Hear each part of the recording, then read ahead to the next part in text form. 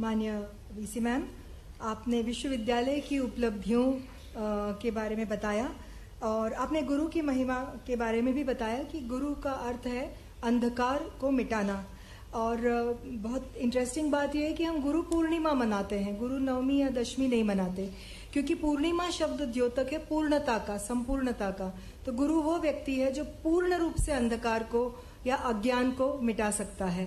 तो गुरु पूर्णिमा के अवसर पर इस कार्यक्रम में हमारे कार्यक्रम की शोभा बढ़ा रहे हैं आदरणीय श्री केसी गुप्ता जी।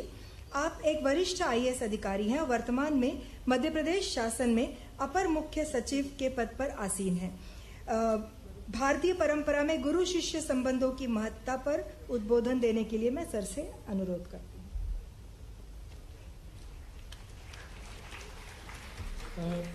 कार्यक्रम के मुख्य अतिथि प्रदेश के मुख्यमंत्री, ऊर्जावान और यशस्वी मुख्यमंत्री डॉक्टर मोहन यादव जी, यहाँ उपस्थित माननीय मंत्री श्री सिलावट जी, माननीय सांसद श्री ललवानी जी, माननीय महापौर श्री भार्गव जी, माननीय विधायकगण, मैडम पूर्व कुलपति आदरणीय त्रिपाठी जी, मैडम रेणु जैन आदरणीय कुलगुरु देवी अहिल्या विश्वविद्यालय, सभी सम्मानीय EC के सदस्यगण और कुल सचिव महोदय, यहाँ उपस्थित सभी सम्मानीय गुरुजन, अन्य सम्मानित जन, विद्यार्थीगण, मीडिया जन। सबसे पहले मैं समस्त गुरुजनों को उपस्थित जो यहाँ हैं और VC के माध्यम से हैं, सबको मैं प्रणाम करता हूँ। और एक श्लोक हम सुनते हैं, गुरुर् ब्रह्मा गुरुर् विष्णु गुरुर्देवो महेश्वर गुरुर् साक्षात परब्रह्म तस्मै श्री गुरुवे नमः। गुरु गोविंद दो खड़े काके लागू पाए, बलिहारी गुरु आपकी गोविंद दियो बताए। श्री गुरु चरण सरोज रज निज मन मुकुर सुधार। और फिर उसके बाद में भगवान राम का स्मरण करें। गुरु कुमार शिष्य कुंभ है, गड़ी गड़ी काड़े खोट, अंतर हाथ सहार दे और बाहर मारे चोट।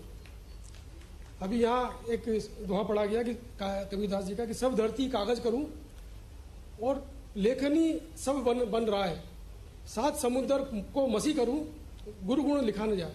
तो हमारी जो परंपरा है, भारत की ज्ञान परंपरा और जो सनातन धर्म है और हमारा जो साहित्य है, वो गुरु की अपार महिमा से भरा पड़ा है।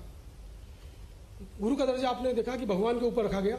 जो हमारा एक नवीनतम पंथ बना, सिख धर्म जो हम कहते हैं, सिख पंथ नवीनतम पंथ है वो, उसमें तो गुरु को भगवान ही कहा गया है और कोई भगवान नहीं है वहाँ। हाँ, वाहे गुरु का खालसा वाहे गुरु दी फतेह। तो गुरु बड़ा वैसा शब्द है जो बहुत गंभीर शब्द है। और ये दो, जैसे बताया गया कि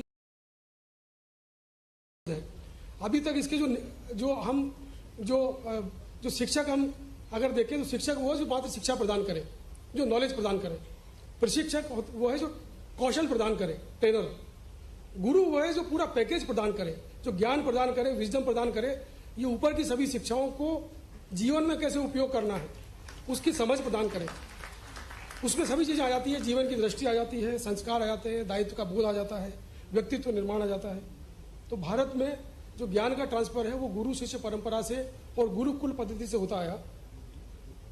और जहां पर गुरु के प्रति आदर और समर्पण का जो भाव है, हम पढ़ते हैं कहानियों में, आरुणि की कहानी पढ़ते हैं, एकलव्य की कहानी में पढ़ते हैं। तो आज भी आप देखेंगे कि अब शिक्षा पद्धति में तो गुरु शिष्य परंपरा खत्म कर दी हम लोगों ने, मेकाले ने। लेकिन आज भी देखेंगे संगीत में तो गुरु शिष्य परंपरा चल रही है। और वहां भी आज भी जब कोई भी संगीतज्ञ गुरु का नाम लेता है तो कान छू करके गुरु का नाम लेता है। तो इतना आदर सत्कार और समर्पण गुरु के प्रति रहा है। अंग्रेजी शिक्षा पद्धति में कोई गुरु का कोई कॉन्सेप्ट नहीं रहा। वहां गुरु का कोई अंग्रेजी शब्द भी नहीं है कि जो उसको रिफ्लेक्ट कर सके। तो ये गुरु की महत्ता है। और मैं माननीय मुख्यमंत्री जी हमारे जो है उनको बहुत बहुत आभार व्यक्त करना चाहूँगा। इनफैक्ट पूरा डिपार्टमेंट उनका ऋणी है कि उन्होंने दो अभूतपूर्व निर्णय ऐसे किए जो गुरु की प्रतिष्ठा को पुनर्स्थापित करते हैं। एक, उन्होंने कुलपति का नाम, जो कि एक सरकारी नाम था, प्रशासनिक नाम था, उसको उन्होंने कुलगुरु कर दिया। और उससे मतलब जो है वो एक जो कुलगुरु होता है, जो ज्ञान विज्ञान की जो सर्वोच्च पीठ है, उसका जो मुखिया होता है, वो होता है, प्रमुख होता है, वो कुलगुरु होता है। और नेचुरली उसके प्रति सम्मान और आदर और वो तो अनोखा होना चाहिए। दूसरा जो निर्णय आपने किया, वो जो आज का ये कार्यक्रम है, अभी तक हम शिक्षक दिवस मनाते आए, कभी हमने गुरु पर्व नहीं मनाया, जबकि हमारे समाज 5000 वर्षों से गुरु पर्व मना रहा है। गुरु पूर्णिमा उसी का उत्सव है, समाज में मना रहा है, लेकिन स्कूल कॉलेज में हम सिर्फ शिक्षक दिवस मनाते थे। ये मुख्यमंत्री जी ने पहली बार ऐसा किया है कि आज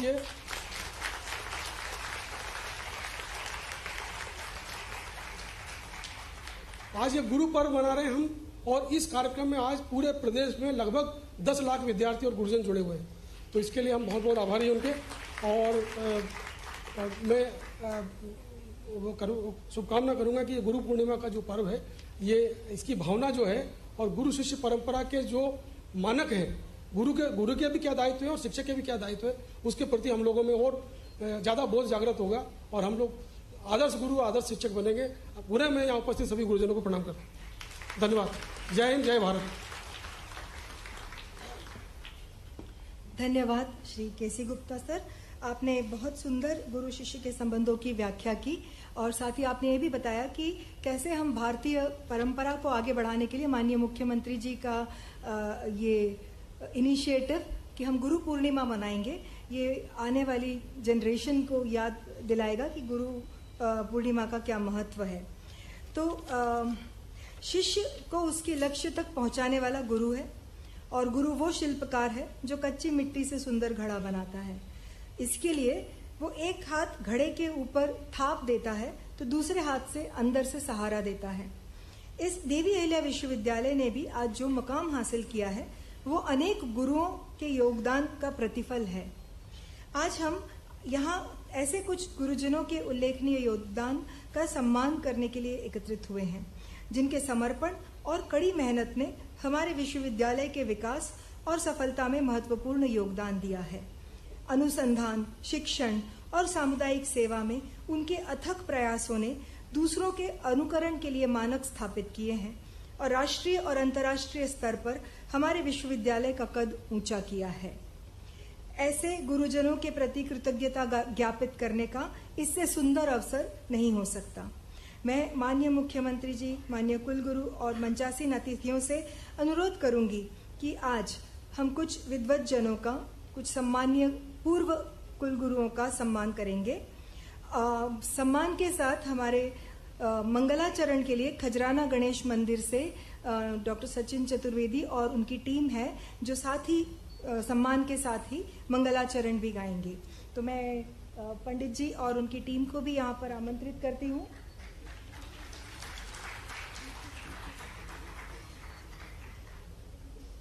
पंडित जी,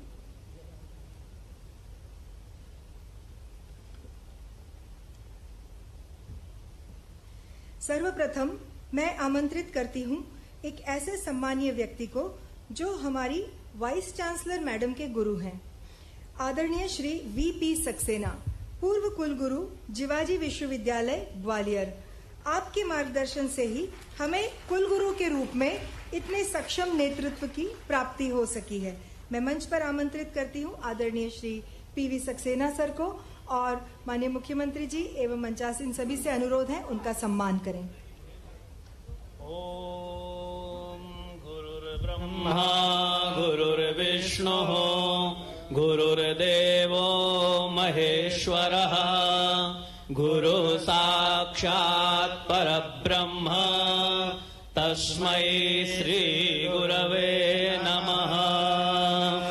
ध्यानमूलं गुरो मूर्ति पूजामूलं गुरो पदम् मंत्रमूलं गुरो वाक्यम् मोक्षमूलम्। इसके पश्चात मैं आमंत्रित करती हूँ डॉक्टर मान सिंह परमार जी, पूर्व कुलगुरु कुशाभाऊ ठाकरे पत्रकारिता विश्वविद्यालय रायपुर। डॉक्टर परमार देवी अहिल्या विश्वविद्यालय में भी पत्रकारिता विभाग के विभागाध्यक्ष रह चुके हैं। डॉक्टर मान सिंह परमार। अखंड मंडलाकारं व्याप्तं येन चराचरं तत्पदं दर्शितं येन तस्मै श्रीगुरवे नमः। इसके बाद मैं आमंत्रित करूंगी प्रोफेसर आशुतोष मिश्रा, पूर्व कुलपति देवी अहिल्या विश्वविद्यालय और भौतिकी विभाग के पूर्व विभागाध्यक्ष, गणित के विभागाध्यक्ष प्रोफेसर आशुतोष मिश्रा सर। ओम अज्ञानतिमिरान्धस्य ज्ञानाञ्जनशलाकया चक्षुरुन्मीलितं येन तस्मै श्रीगुरवे प्रोफेसर अशोक शर्मा, सेवानिवृत्त आचार्य और पूर्व कुलाधि सचिव, रेक्टर, रसायन शास्त्र के पूर्व विभागाध्यक्ष प्रोफेसर अशोक शर्मा सर। ओम सच्चिदानंद रूपाय व्यापिने परमात्मने नमः। श्री गुरुदेवाय प्रसन्नानन मूर्तये।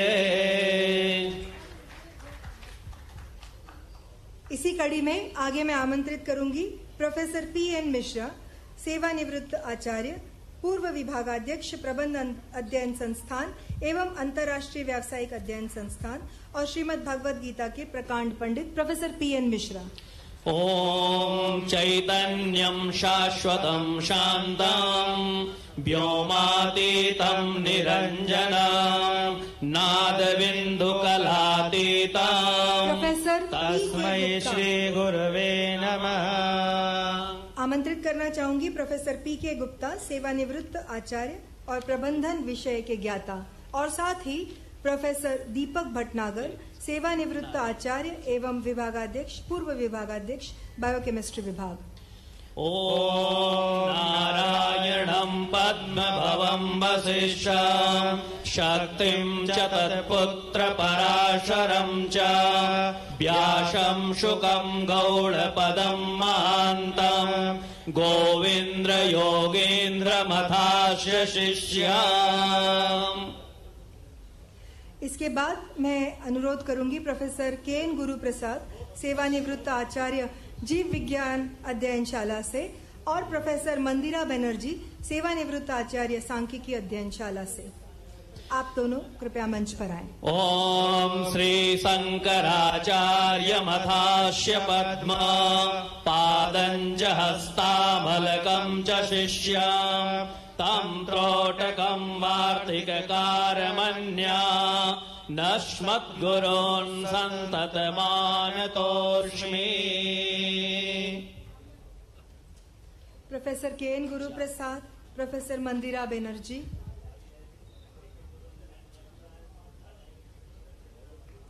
ओम श्रुतिस्मृतिपुराणानाम् आलयं करुणालयं नमामि भगवत्पादं शंकरं लोकशंकरम्। इसके बाद मैं मंच पर आमंत्रित करूंगी प्रोफेसर अनूप व्यास, सेवानिवृत्त आचार्य, अटल बिहारी वाजपेयी शासकीय कला एवं वाणिज्य महाविद्यालय।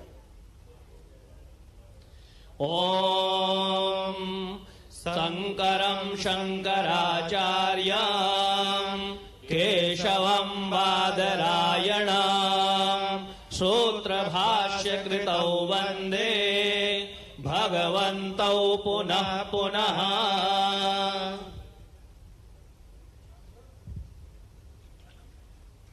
प्रोफेसर अनूप व्यास, सेवानिवृत्त आचार्य, अटल बिहारी वाजपेयी शासकीय कला एवं वाणिज्य महाविद्यालय। और अब मैं आमंत्रित करूंगी प्रोफेसर सुमित्रा वास्केल, सेवानिवृत्त प्राचार्य, लीड कॉलेज, और प्रोफेसर डॉक्टर माया इंगले, पूर्व निदेशक, दीनदयाल उपाध्याय कौशल विकास केंद्र, देवी अहिल्या विश्वविद्यालय।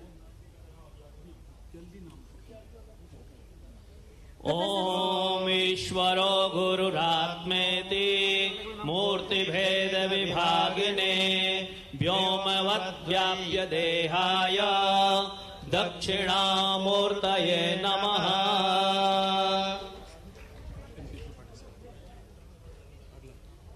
प्रोफेसर डॉक्टर माया इंगले, पूर्व निदेशक, दीनदयाल उपाध्याय कौशल विकास केंद्र। आप सभी सम्मानित हुए गुरुजनों का बहुत बहुत अभिनंदन।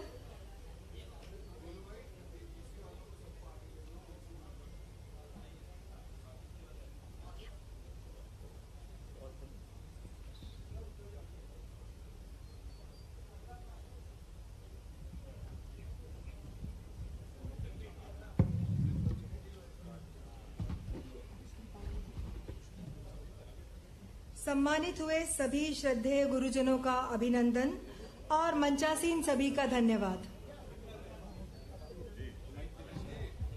मंचासीन सभी का धन्यवाद। सबसे अनुरोध है कृपया स्थान ग्रहण करें। गुरु पूर्णिमा का महत्व भारतीय ज्ञान परंपरा में उल्लेखित है। आज हमारे बीच महर्षि पाणिनि संस्कृत एवं वैदिक विश्वविद्यालय के पूर्व कुलगुरु प्रोफेसर मिथिला प्रसाद त्रिपाठी जी उपस्थित हैं। मैं माननीय त्रिपाठी जी को आमंत्रित करती हूं कि वे हमें गुरु पूर्णिमा के ऐतिहासिक महत्व से अवगत कराएं। आदरणीय मिथिला प्रसाद त्रिपाठी जी।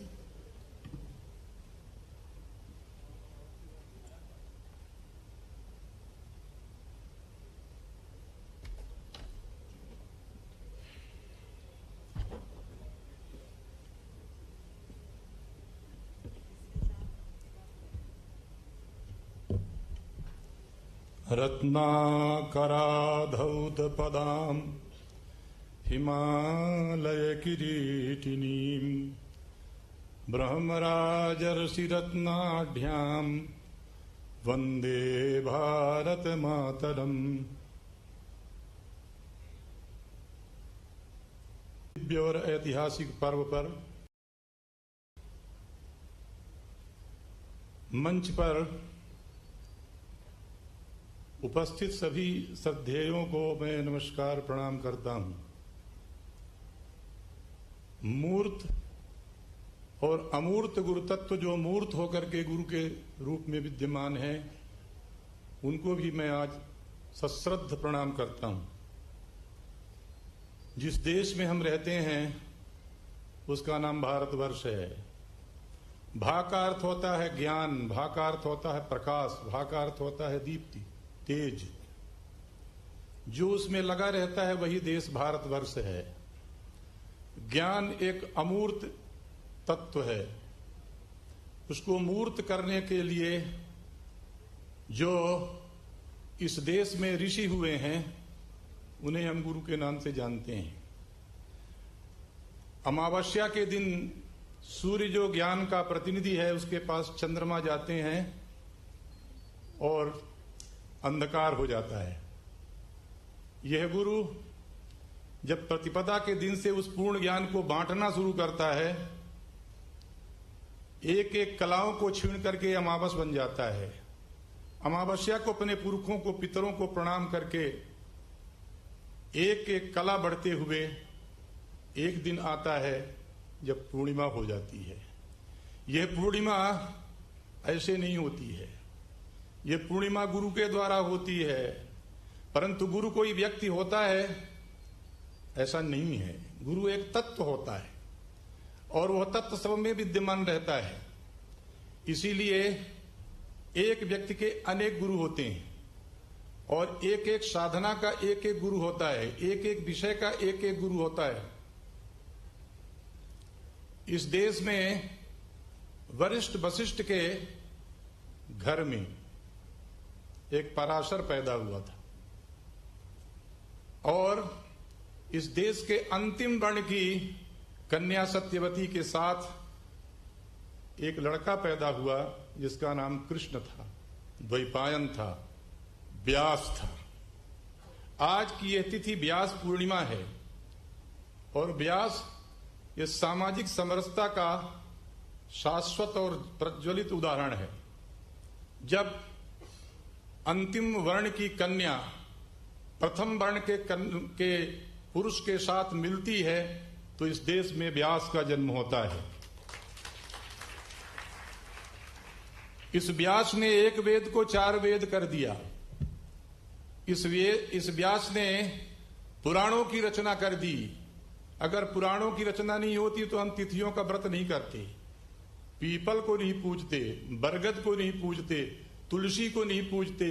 ये वेद व्यास ने पुराणों में लिख करके सारी भारतीयता को समेट लिया और समग्र भारतवर्ष को अपनी ज्ञान परंपरा के द्वारा व्यावहारिक रूप में पुराणों के द्वारा हमको दान किया है। इसलिए इसको गुरु कहते हैं। दर्शन के लिए, अध्यात्म के लिए जहां वेदांत सूत्र का भाष्य करते हैं, वहीं हम सब के लिए पुराणों का संदेश देते हैं, महाभारत का संदेश देते हैं और इसी व्यास के दिन गुरु पूर्णिमा मनाते हैं। आज का दिन समर्पण का दिन है। आज का दिन उपनयन का दिन है। उपनयन का मतलब जीवन के अंदर की यात्रा, अंतः की यात्रा। अंदर जो विद्यमान मन, बुद्धि, चित्त और अहंकार हैं, इनसे ऊपर जो चित्त तत्व है उस तक हम कैसे जाएं, ये उपनयन के द्वारा सीखते हैं। वेद का नाम हम जानते हैं, वेद का अर्थ होता है ज्ञान। ज्ञान के द्वारा ही हम उस तत्व को पहचानते हैं, लेकिन ये ज्ञान जो देता है वह गुरु के रूप में होता है। शिक्षक की परिभाषा अलग है। जो ज्ञान को पचा करके विद्यार्थियों में बांट देता है वो शिक्षक है। जो पैसों के लिए विद्यार्थियों को पढ़ाता है वो उपाध्याय है, अध्यापक भी वही है। जो ज्ञान को अपने आचरण में उतार करके सबको बता देता है उसे आचार्य कहते हैं। लेकिन गुरु तो वो है जो एक बार मिलता है और अंत तक अनंत को स्पर्श करा देता है, वो गुरु है। गुरु की अनेक परिभाषाएं और अनेक कथाएं वैदिक वाङ्मय से लेकर के आज के युग तक मिलती हैं, ये सब आप जानते हैं। गुरु के विषय में दोनों बातें प्रचलित हैं। ये जो श्लोक लिखा हुआ है, अखंड मंडलाकारम व्याप्तम येन चराचरम, ये कहता है कि गुरु तत्व होता है जो सर्वत्र व्याप्त है, कोई मूर्त नहीं है। लेकिन हम पकड़े कैसे, तो कहते हैं गुरु ब्रह्मा, गुरु विष्णु इत्यादि कहते हैं। जिस दिन हम कक्षा में पहला क्लास लेते हैं उस दिन हम ब्रह्मा रहते हैं। जब हम उस ज्ञान का पोषण करते हैं कि पुष्ट हुआ कि नहीं पुष्ट हुआ, तब हम विष्णु रहते हैं। जब उसकी गलतियों को सुधार देते हैं तब हम शिव रहते हैं। इसलिए कहा तुम न ब्रह्मा हो, न विष्णु हो, न शिव हो, तुम तो परब्रह्म हो। परब्रह्म है वो अक्षर को ही परब्रह्म कहते हैं, अक्षरम परब्रह्म। ये अक्षर कभी मिटता नहीं है, ये शब्द ही ब्रह्म है। गुरु परकाय प्रवेश की विद्या जानता है। अपने ज्ञान को शब्दों के माध्यम से वह शिष्य के कर्ण कुहरों में, कानों में प्रवेश कर देता है और पैदा हो जाता है। इसलिए शिष्य का गोत्र, गुरु का गोत्र एक होता है। गुरु जिस प्रकार से पति पत्नी में पैदा होता है, इसलिए वो जाया कहलाती है, वो भार्या कहलाती है, उसी प्रकार से गुरु शिष्य में पैदा होता है।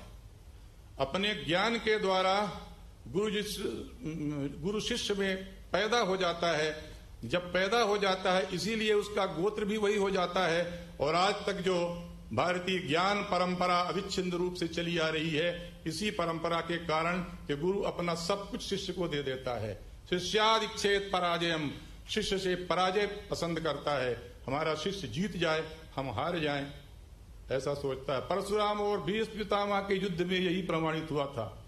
कथाएं बहुत हैं। मैं ये कहना चाहता हूं, इस भारत भूभाग में गुरु का अक्षुण्ण महत्व रहा है। एक एक सिद्धि के लिए, एक एक मंत्र को सिद्ध करने के लिए एक एक गुरु बनाया जाता है। अब आज के परिवेश में गुरु ऐसे शब्द का उतना सम्मान नहीं कर रहे हैं, लोग गड़बड़ कर रहे हैं। और यहां तो लिखा है कि यस्यागमः केवल जीविकायै, कालिदास लिखता है जिसका आगम केवल जीविका के लिए होता है, तम ज्ञान पण्यम बणिजम वदंती, उसको ज्ञान को बेचने वाला व्यापारी कहा जाता है। और जब हमारे विद्यार्थी अपने गुरु के आश्रम से आते थे तब उनको मातृपितृ तो कहते ही थे, लेकिन चौथा देवता आचार्य देवो भव भी कहा जाता था।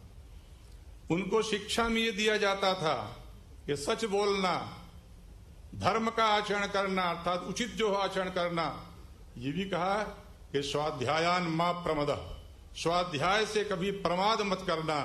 जो व्यक्ति स्वाध्याय ऐशान देवत्वम, जो स्वाध्याय करता है वही देवता है। आज की गुरु पूर्णिमा की उदात्त परंपरा को हमारे प्रदेश के यशस्वी मुख्यमंत्री ने सम्मान दिया है और ज्ञान की परंपरा को स्थापित करने के लिए कृतप्रतिज्ञ है, बद्ध परिकर हैं। इसलिए यह भारतीय परंपरा को सब में व्याप्त करने के लिए, सबको समझने के लिए, समझाने के लिए कि गुरु तत्व इतना श्रेष्ठ होता है कि वह शिष्य के समस्त अज्ञान को अपने में रख करके उसको प्रकाश दे देता है। और जब प्रकाश दे देता है तो जिस क्षेत्र का प्रकाश देता है उस क्षेत्र में वो सर्वश्रेष्ठ बनता है।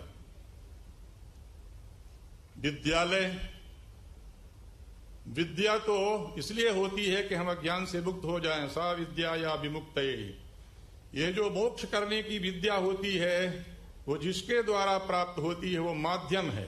और हमारे यहाँ तो कहा है ज्ञान भगवान का स्वरूप है, दूसरों को नहीं बांटता है। ज्ञान रूपी हरि भगवान जो ज्ञान स्वरूप है, प्रसन्न वनेक्षते, उसके ओर खुश होकर के नहीं देखते हैं। इसलिए ज्ञान सदैव बढ़ता रहता है, अमूर्त को मूर्त करता रहता है। सबके अंदर जाकर के उस तत्व को ज्ञानम तृतीयम नेत्रम, तीसरे नेत्र को खोलता है और इस तीसरे नेत्र के द्वारा संसार को वो दीपक बनकर के, प्रकाश बनकर के स्वयं जलता है। प्रकाश बन के संसार को, सबको ज्ञान बांटता है। जो ज्ञान बांटता है वही गुरु है।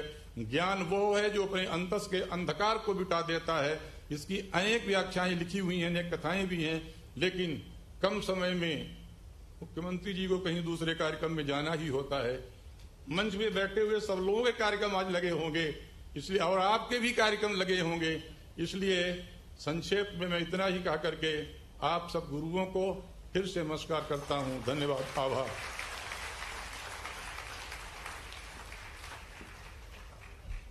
धन्यवाद आदरणीय मिथिला प्रसाद त्रिपाठी सर। आपने बहुत ही सुंदर कहा कि गुरु शिष्य में पैदा हो जाता है, अर्थात गुरु शिष्य में प्रतिबिंबित होता है। उसके व्यवहार में, चरित्र में, जीवन मूल्यों में गुरु परिलक्षित होने लगता है। और इसीलिए छात्र जीवन में कम उम्र से ही संस्कार और मूल्य सिखाने की परंपरा हमारे यहाँ रही है। माननीय मुख्यमंत्री जी के आदेश से इसी कड़ी में इंदौर के सभी शासकीय विद्यालयों में गुरु पूर्णिमा विषय पर निबंध प्रतियोगिता आयोजित करवाई गई और उसमें उत्कृष्ट प्रदर्शन करने वाले चुनिंदा छात्र छात्राओं को हम यहाँ सम्मानित करने जा रहे हैं। मैं उन सभी छात्रों को यहाँ मंच पर आमंत्रित करूंगी। साक्षी ढिमोले, कक्षा 12, शासकीय कन्या उच्चतर माध्यमिक विद्यालय। हेमंत बिंदोरिया, कक्षा 11, शासकीय अत्रि देवी उच्चतर माध्यमिक विद्यालय। बंशीलाल जाधव, 12वीं, शासकीय स्वामी विवेकानंद उच्चतर माध्यमिक विद्यालय। उन्नति ठाकुर, कक्षा 12वीं, शासकीय उत्कृष्ट बाल विनय मंदिर। प्रगति चौरसिया, कक्षा 12वीं, सीएम राइज शासकीय अहिल्याश्रम कन्या उच्चतर माध्यमिक विद्यालय क्रमांक 2। आप सभी छात्र छात्राओं का बहुत बहुत अभिनंदन। और मंचासीन सभी माननीय मुख्यमंत्री जी, आप छात्रों को सम्मानित करते हुए।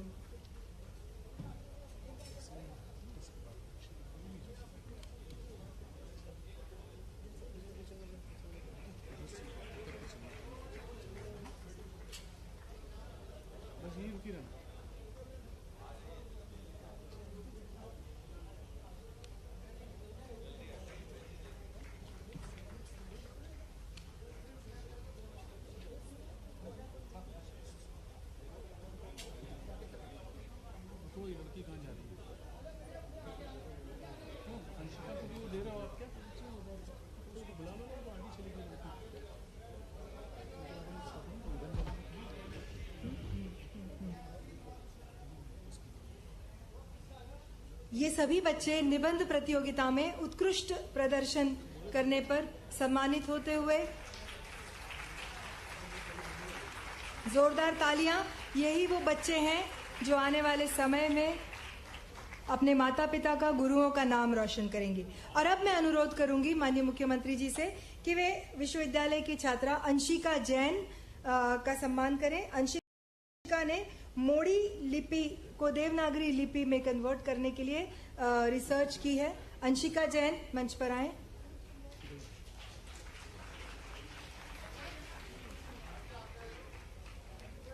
और यह अनुसंधान हमारी पुरानी मोड़ी लिपि के ग्रंथों को ट्रांसलेट करने में मील का पत्थर साबित होगी। और इसके बाद यह वर्ष, जैसा माननीय कुलपति मैडम ने कहा, कि देवी अहिल्या विश्वविद्यालय के लिए विशेष उपलब्धि का रहा। माननीय रेणु जैन मैम के नेतृत्व में देवी अहिल्या विश्वविद्यालय की 5 सदस्यीय टीम ने शीर्ष 6 ताइवानी विश्वविद्यालयों के साथ MOU साइन किया। और इस MOU के तहत शिक्षा, अनुसंधान, रिसर्च एवं सांस्कृतिक महत्व के क्षेत्र में ताइवान के विश्वविद्यालयों के साथ MOU किया। आज हम इस पर एक एक्शन टेकन रिपोर्ट जारी करने जा रहे हैं। मैं राजीव दीक्षित सर से अनुरोध करती हूं कि इस एक्शन टेकन रिपोर्ट का लोकार्पण कराएं और साथ ही डॉक्टर वैभव नीमा भी मंच पर आ जाएं।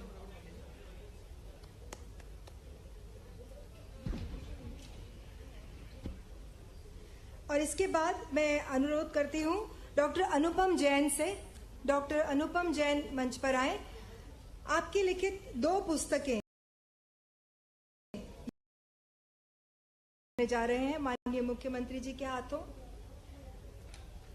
डॉक्टर अनुपम जैन वैदिक गणित के ज्ञाता हैं। इनकी लिखी 2 पुस्तकों का विमोचन माननीय मुख्यमंत्री जी करते हुए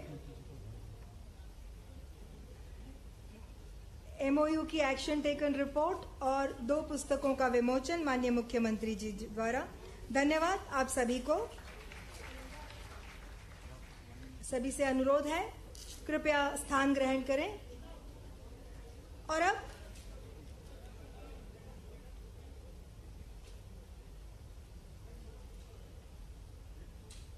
धन्यवाद। सभी कृपया स्थान ग्रहण करें।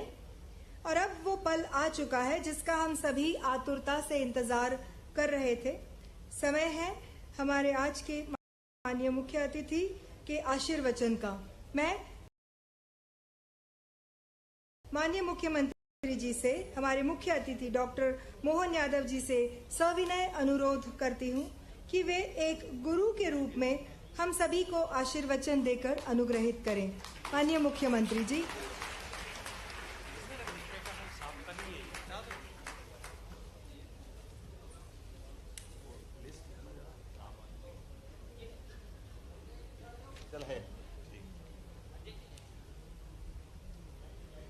गुरु पूर्णिमा के पावन अवसर पर देवी अहिल्या की इस पावन नगरी में मैं आप सबको बधाई देता हूं, आप सबको नमस्कार करता हूं। मंच पर विराजमान हमारे मंत्रिमंडल के माननीय यशस्वी मंत्री श्रीमान तुलसी सिलावट जी, माननीय सांसद श्रीमान शंकर ललवानी जी, माननीय महापौर श्री पुष्यमित्र भार्गव जी, माननीय विधायक श्रीमती मालिनी गौड़ जी, माननीय विधायक श्री मधु वर्मा जी, माननीय विधायक सुश्री उषा ठाकुर जी, माननीय विधायक गोलू शुक्ला जी, हमारे नगर जिला के अध्यक्ष श्रीमान गौरव रणदिवे जी, इस अवसर पर vice chancellor madam Renu Jain, अब मैं कुलगुरु बोलूं तो ज्यादा अच्छा रहेगा, कुलगुरु प्रोफेसर रेणु जैन जी,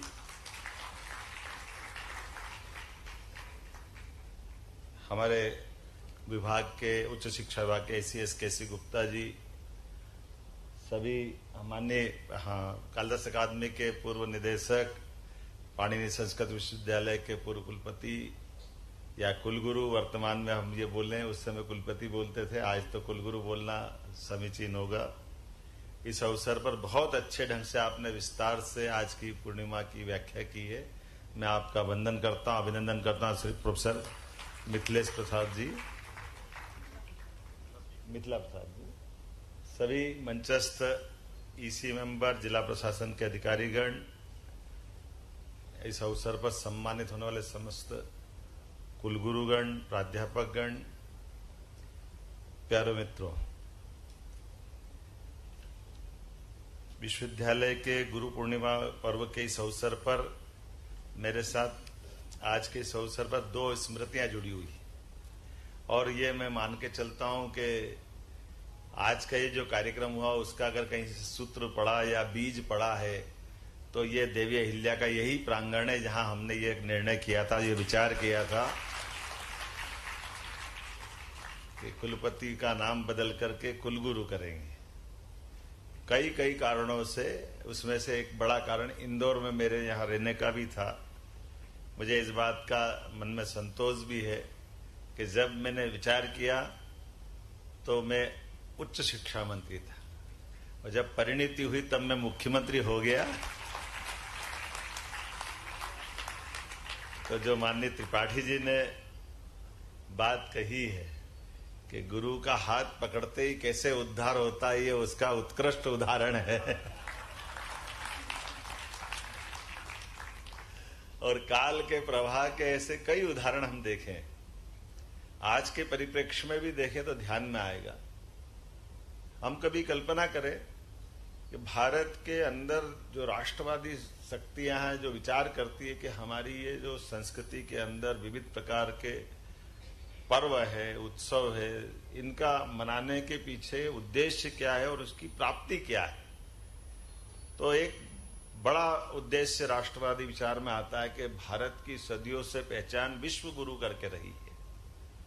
अब ये विश्व गुरु करके पहचान बनाने का जो भाव आया है, इस भाव का क्या अर्थ है? कोई विश्व का सबसे धनी देश बनने की इच्छा रखने वाली बात है क्या कि मैं विश्व का, भारत को सबसे धनी देश देखना चाहता हूं, या ऐसे किसी ने कामना की? नहीं। तो फिर गुरु बनने की इच्छा होना या गुरु को रूप में होना, तो ये बिना कहे भी जैसे भावना होना, ये उसी गौरवशाली अतीत से जोड़ना चाहती है। हमारी गुरु परंपरा समूची मानवता को धन्य करने वाली परंपरा है, मुझे इस बात का भरोसा है। इसलिए उस मानवता को सच्चे अर्थों में जानने की संस्कृति दुनिया में कहीं सबसे प्राचीन संस्कृति है तो हमारी भारतीय संस्कृति जो गुरु परंपरा को लेकर चलती है, उसको पुनर्स्थापित करने का अभियान चलता है। और इसीलिए अब ये बड़ी कठिनाई बात है कि देश की आजादी के बाद ये दुविधा हो गई। सर्वपल्ली राधाकृष्णन जी के नाम पर या उनके जन्मदिन के अवसर पर शिक्षक दिवस हुआ, तो शिक्षक दिवस होना अच्छी बात है, लेकिन गुरु पूर्णिमा कहाँ चली गई? तो गुरु पूर्णिमा का अपना महत्व है, शिक्षक दिवस का अपना महत्व है। अब गुरु और शिक्षक में भी अंतर करने जाओगे तो ये भी बड़ा अलग अलग ढंग से लोग बताते हैं। कई सारे विषय माननीय विद्वान त्रिपाठी जी ने बहुत अच्छे विस्तार से कहा। मैंने भी पूछा था कि दोनों में से अंतर बताओ, तो कहने का जो पाठ्यक्रम पढ़ा है वो शिक्षक, सिलेबस से पढ़ा है वो शिक्षक, और सिलेबस के अंदर बाहर अर्थात न और छोर मिले वो गुरु। सिलेबस के पहले भी दिखाई दे और सिलेबस के बाद भी दिखाई दे, ये अपने अपने जैसे ये उसी प्रकार से है न कि फल और बीज में से पहले कौन आया? बीज नहीं होता तो फल कहां से आता, और फल नहीं होता तो बीज कहां से आता? हमारी जिज्ञासा हो सकती है ना समाधान की दृष्टि से। अब इसको हम कुछ उदाहरणों से समझ लें वर्तमान के दौर में कि हमारे यहां, मैं इस बात के लिए शुरू से इस पक्ष में रहता हूं कि मकर संक्रांति, तो मकर संक्रांति हमारी खास करके बहनों के लिए, महिलाओं के लिए, सुहागन स्त्री के लिए, ये हमारे एक एक त्योहार हमारी उस जड़ों से जोड़ते जिसकी आवश्यकता है। तो मकर संक्रांति केवल हम पुरुष पतंग उड़ाएंगे ऐसा नहीं, तो हमारे यहाँ बहन बेटी कोई भी गरीब से गरीब भी होगी, वो 5 प्रकार के सामान तो कोई को देने में विश्वास करती है ना। तो बांटो, जियो और जीने दो, कोई सिद्धांत का सबसे अच्छा उदाहरण अगर कहीं है तो मकर संक्रांति का उत्सव है, हमको ध्यान में आता है। तो क्यों नहीं मनना चाहिए मकर संक्रांति? हमने 7 दिन का उत्सव हमारी सरकार ने मनाया। गुड़ी पड़वा बाद में आती, तो गुड़ी पड़वा ये हमारा वर्ष प्रतिपदा का बड़ा विशेष महत्व है, ये क्यों नहीं होना चाहिए? ऐसे गुरु पूर्णिमा का हिस्सा है। गुरु पूर्णिमा के अंदर जाएंगे तो अपन बहुत आगे की बात तो विद्वान बताएंगे, लेकिन कुछ उदाहरण तो हमारे सामने है ना। अब स्वामी विवेकानंद का हमारे सबके सामने उदाहरण है। अगर रामकृष्ण मिशन के संस्थापक, या अब तो संस्थापक तो विवेकानंद जी है, लेकिन उनके गुरु कौन है? तो अब ये कॉलेज से जुड़े हुए विषय के प्रसंग में ध्यान में आ जाएगा। बीएससी किए हुए थे विवेकानंद जी, लेकिन उनको ध्यान में क्या है कि कौन गुरु, और गुरु से उनने क्या कल्पना की, भगवान के दर्शन कराओ और क्या क्या सब विवेकानंद को पढ़ा सब लोगों ने। लेकिन रामकृष्ण अगर विवेकानंद के जीवन में नहीं आते तो उनकी जिज्ञासा का समाधान होता क्या? विवेकानंद बन सकते थे क्या? समर्थ रामदास शिवाजी के जीवन में नहीं आते तो शिवाजी का पूरा चरित्र हमारे सामने आता है क्या? और आगे चलो, हमारे सामने भगवान कृष्ण का जीवन सबके सामने है। भगवान ने बड़ा पराक्रम किया, बिल्कुल गोकुल वृंदावन से आकर के कंस को मारा, कंस की सत्ता।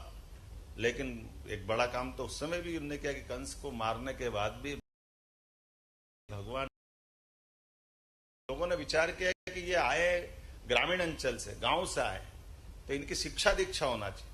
तो शिक्षा की महत्ता हमारे समाज ने फिर स्थापित की और उग्रसेन महाराज को कुर्सी दे दी, लेकिन इनको पढ़ने के लिए भेजा।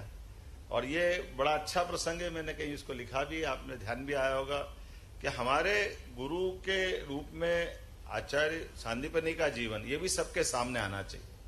आचार्य सांदीपनी ने ये मान के चलो, पहले तो उनका बनारस में आश्रम था, लेकिन कंस ने जब सत्ता पकड़ी तो सत्ता पकड़ने के बाद जैसा होता है, जैसा अभी अफगानिस्तान की घटना होगी और ऐसे देश जब अशांति के दौर से निकलते हैं तो सत्ता के सूत्र ऐसे उल्टे पुल्टे लोगों के हाथ में आते तो फिर वहां सब व्यवस्था ध्वस्त हो जाती। तो हमने वो दौर की कल्पना करो, जब कंस आ गया तो कंस के कारण से सांदीपनी जी अपना गुरुकुल उकुल खत्म करके वो भी अपनी पत्नी के साथ, छोटे बच्चे के साथ देश की तीर्थाटन पे निकल पड़े। अपन जिसकी सरल भाषा में बोलो कि देव दर्शन करने निकल गए, और घूमते घूमते वो चले गए वर्तमान के प्रभास पाटन द्वारका के हिस्से में। और जैसे अभी 1947 तक था कि हमारे देश में जब अंग्रेजों का शासन था तो अकेले अंग्रेज नहीं थे, पुर्तगाली थे, फ्रांसीसी थे, जो जो जिसको जहां मिला वो अपने अपने कब्जे अड्डे बना के बैठे थे। तो ये 5-7 प्रकार की विदेशी ताकतें अभी 47 में भी थी। ऐसे उस दौर में भगवान कृष्ण जब वहां, वो ये कल्पना करो कि सब सांदीपनी जी घूमते घामते पहुंचे तो सांदीपनी जी के साथ में छोटा बच्चा था, और छोटे बच्चे को तो ठीक है, लेकिन वहां जो लोग थे वो जामनगर अभी कहते हैं, लेकिन जाम को अब ऐसा ही मानते कि अपभ्रंश हो गया। कई बार मैं पंडित तो नहीं हूं, लेकिन जानकारी के साथ तालमेल जोड़ते हैं लोग, तो कह देते भगवान कृष्ण गुरु दक्षिणा देने के लिए यम से ऊपर से स्वर्ग में गए और वहां से लड़ाई करके लेके आए और उनको गुरु दक्षिणा में अपने पुत्र को सांदीपनी जी को दे दिया। अब हम व्यावहारिक रूप से देखें कि भगवान अगर स्वर्ग में जाके करते तो फिर वो कृष्ण बन के क्यों आए? विष्णु भगवान के रूप में निपट लेते, कंस वंश को पैदा ही नहीं होने देते। काय की कहानी है, जब वहीं से करना है तो फिर यहां क्यों आना है?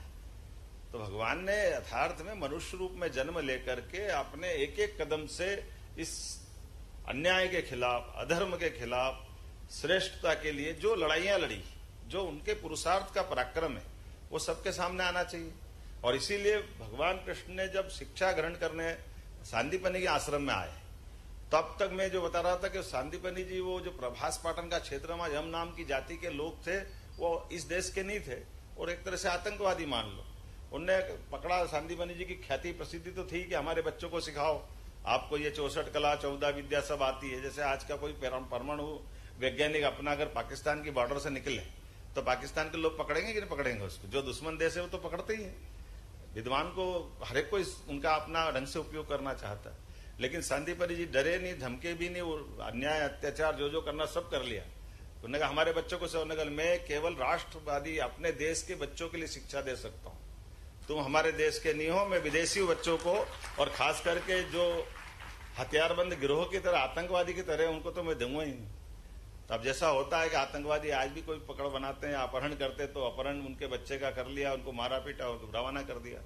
अब एक बच्चे को छोड़कर सांदीपनी जी उज्जैन तक वापस आए, पति पत्नी दोनों, केवल इस बात के लिए कि वो देशभक्त को शिक्षा देना चाहते हैं, जो अपात्र है उनको शिक्षा नहीं देना चाहते। ऐसा कहते हैं कि जब वो 1 साल 2 साल 3 साल 11 साल 12 साल का ज्यादा टाइम निकल गया, 11 साल की उम्र में भगवान कृष्ण यहाँ आए उज्जैन में शिक्षा ग्रहण करने। और शिक्षा ग्रहण करने आए तो ये भी आप जानते हो, जब कंस को मारा तो पराक्रम किया, पूरी मथुरा आनंद में डूबी थी। लेकिन कंस का ससुर जरासंध था, और जरासंध और शक्तिशाली था, और जैसे उसको लगा कि मेरे दामाद को मार दिया, किसने मार दिया, उसने सेना रवाना की और इधर उज्जैन भगवान कृष्ण में शिक्षा ग्रहण करने आए, तो जल्दी जल्दी उनकी शिक्षा प्रारंभ हुई, लेकिन कुशाग्र बुद्धि थे, तो 64 कला 14 विद्या सब कुछ हासिल कर ली। और जाकर के 64 दिन में मथुरा में संदेश आ रहे कि तुरंत आओ तुरंत आओ तुरंत आओ, तो वो मथुरा की जाने की तैयारी करने लगे। एक दिन पहले गुरु माता ने कहा कि कृष्ण आप जा रहे हो कल, तो अपने गुरु को दक्षिणा क्या दोगे? कृष्ण भगवान ने कहा कि माँ आप जो चाहोगे, क्योंकि ये मान के चलो गुरुकुल तो परंपरा ये थी, पिता पुत्र की तरह अपने गुरु माता गुरु अपने बच्चों को रखते थे, ऐसे विद्यार्थी को रखते थे। तो उन्होंने कहा कि आप बताओ क्या चाहिए? तो बोले अगर वो रोते, उन्होंने कहा कि हम एक कष्ट से गुजर रहे हैं, ये हमने किसी से नहीं बोला, लेकिन हमको लगा कि तुम सर्वथा योग्य हो, अगर दे सकते हो गुरुदक्षिणा में, तो तुम्हारा जैसा तुम्हारा भाई है, मेरा पुत्र है जो वर्तमान में प्रभास पाटन में है, वो लौटा लाओ। कृष्ण भगवान ने कहा ठीक है, मैं मथुरा बाद में जाऊंगा, भले ही जो होना हो जाए।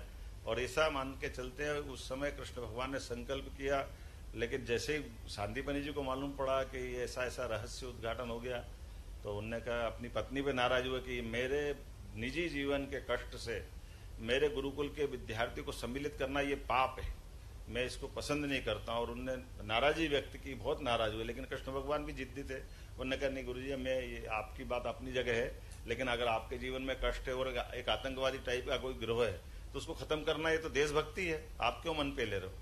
इतना समझाने के बाद जब ऐसा कहते हैं कि उन्होंने कहा कि मैं जाके उससे लड़ना चाहता हूं, तो कोई हथियार दे दो।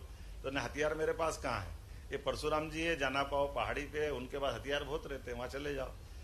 हम सब जानते परशुराम जी को हथियार की कोई कमी थोड़ी होती। और ऐसा बोलते हैं कि परशुराम जी के पास इंदौर के पास का संबंध उज्जैन से भी जुड़ता है। और परशुराम जी के पास आए, उनसे उन्होंने कहा कि जो योग बल से शस्त्र धारण कर सकता, वो सुदर्शन चक्र, कृष्ण भगवान से कहा कि श्री कृष्ण आप ही कर सकते हो। तो उन्हें योग बल से अपना सुदर्शन चक्र ले गए। बाद में वहां प्रभास पाटन गए, युद्ध हुआ, उसको मारने के बाद यम से उनके बच्चे को साथ लिया, वो 11 साल की उम्र तक तो हो ही गए थे। वहां राजा रेवत को राज्य दिलवाया। दूसरे देखो, ये 11 साल की उम्र में ही 2 पराक्रम किए, एक इधर कंस को कुर्सी दिलवाई, इधर भगवान कृष्ण ने राजा रेवत को कुर्सी दिलवाई, वहां का राज्य दिया। और रेवती से भगवान बलराम का विवाह करवाते हैं, अपनी भाभी भी साथ में लेके आए। फिर राजा खुश हुआ तो पांचजन्य शंख दिया, तो पांचजन्य शंख और सुदर्शन चक्र भगवान के जीवन के जो जीवन काल तक उनको 2 अमूल्य धरोहर रहे। उज्जैन आते और बाद में वो अपनी गुरु दक्षिणा देते। हमारे लिए काम की बात क्या है कि एक गुरु अपने खुद के निजी जीवन के सर्वाधिक कष्टपूर्ण क्षण को भी भूल करके शिक्षा का दान कर रहा है, ये कितनी बड़ी बात है। ये गुरु पूर्णिमा को सार्थक है। और ये नहीं हम भगवान राम के अंदर जाओ, विश्वामित्र को आप बताओ कि वो विश्वामित्र आए कि बहुत राक्षस जंगल में, और थोड़ा दशरथ महाराज से कहा। अब दशरथ जी ने जो स्वाभाविक था कि मेरे बड़े लाड़ प्यार के बच्चे, ये कहा किससे निपट लेंगे, मेरी सेना ले जाओ, ये ले जाओ, वो ले जाओ। अब ये तो हम सबके सामने रामायण का प्रसंग है, लेकिन गुरु ने अपनी प्रतिभा के बलबूते पर केवल भगवान राम और लक्ष्मण को पसंद किया। अगर वो सैनिक को ले जाते और उनका काम चल जाता तो भगवान राम की बात की कहानी का क्या होता पता ही नहीं चलता। लेकिन उनने अपने निगाह से दोनों होनहार बच्चों को निकाला। तो भगवान राम का जीवन कैसे बदला कि न केवल राक्षसों को मारा, बल्कि सीता माता को ला करके उनका पुरुषार्थ पराक्रम जो दिखा है, वो दुनिया उसके बाद सच्चे अर्थों में श्री राम करके उनको अलग से जानती है। बाद के काल में जो उनका कॉन्फिडेंस बढ़ा, तो वनवास काल से लेकर सब काल में भगवान राम का जीवन कैसा रहा। अर्थात केवल हमारे महत्व की बात है, गुरु आते जीवन में पूरा बदलाव ला देते हैं। ये जो बदलाव लाने वाली गुरु पूर्णिमा, अब इसका महत्व क्यों स्थापित नहीं होना चाहिए? हमने कहा ठोक के कहेंगे, विश्वविद्यालय के कुलगुरु भी बनेंगे और गुरु पूर्णिमा भी मनेगी। हम इसमें कुछ लोग हो सकते हैं कोई आलोचना करे, जिसको जो कहना कहे, मैं उनके लिए नहीं कहना चाहता हूं। लेकिन हमने गलत क्या किया? हम तो यही कह रहे हैं ना कि हाँ, हमारे अपने अंदर कई बार ये उलझन रहती है, तो उस उलझन का एक तरह से इससे समाधान ढूंढा। और समाधान में गुरु पूर्णिमा से अच्छा कोई पर्व हो ही नहीं सकता है। मैं उम्मीद कर रहा हूं कि आज गुरु पूर्णिमा के अवसर पर पूरे प्रदेश के विद्यार्थी इस बात को लिए मध्य प्रदेश सरकार के साथ अपना इस आनंद में सहभागी होंगे, क्योंकि अपने जीवन के ऐसे कई प्रसंग, आज कितना अच्छा लग रहा था। हमारी वाइस चांसलर, हमारे कुलगुरु ने अपने गुरु को ग्वालियर से बुला के आनंद के साथ अपना सम्मान किया। मैं अपने कई स्कूल कॉलेज के कई सारे ऐसे प्राध्यापकों से जो गुरु के समान है, उनके जीवन के कई प्रसंग मेरे साथ जुड़े हुए भी, जिनके आधार पर कई मामलों में कभी मौका आएगा तो आगे सुनाएंगे। लेकिन आज तो गुरु पूर्णिमा के पावन पर्व पर और खासकर सरकार के स्तर पर जो निर्णय हुआ, हर वर्ष ऐसा गुरु पूर्णिमा उत्सव भी सरकार मनाएगी और कुलगुरु के रूप में जो सरकार ने निर्णय किया, उस सबकी भी आपको बधाई। बहुत बहुत धन्यवाद। भारत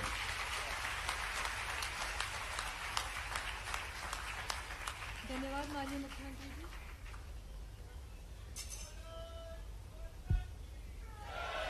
अब मैं रजिस्ट्रार सर से अनुरोध करती हूं कि वे औपचारिक धन्यवाद ज्ञापन करें।